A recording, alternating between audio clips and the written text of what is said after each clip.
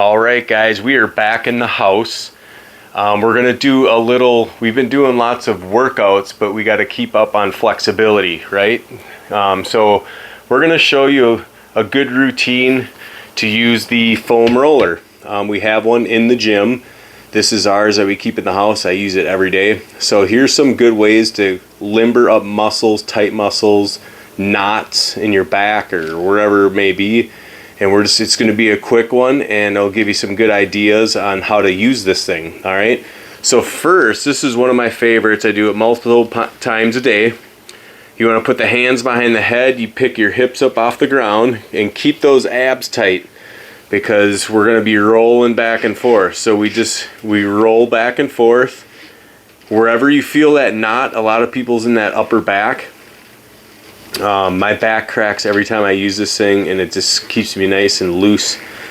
And then what we're going to do is we're going to keep rolling up, keep going, and right here you really got to keep your abs tight. If you have a really tender back, you might want to not go that deep down into your low back, but if you can, keep those abs flexed. All right, so that's going to protect that back. From there, we're going to scoot up to the glutes. And this is really good. You want to lean off to one side, and that's going to really get into that glute muscle.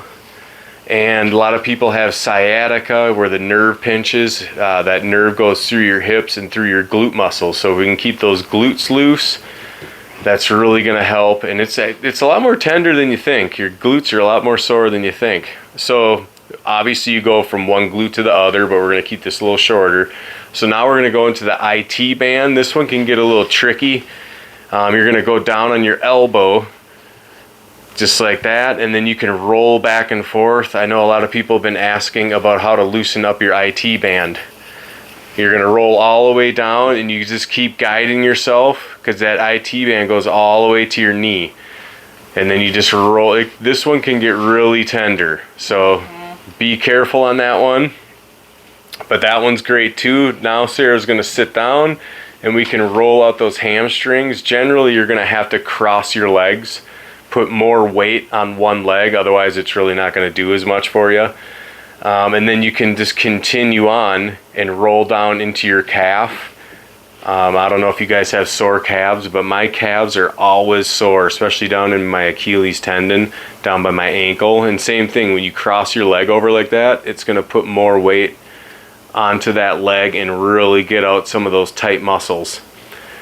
All right, so that one's really good. Next one, we're going to flip over, and we're going to go into your quads. So if you have tight quads, you can roll back and forth, and then same thing, we can cross that leg over a little bit to put more weight on one quad if you feel like you need a little more pressure. And then this one too, if you roll back a little farther down towards your hip, you can get into those hip flexors. So if you have tight hip flexors, we can do that too.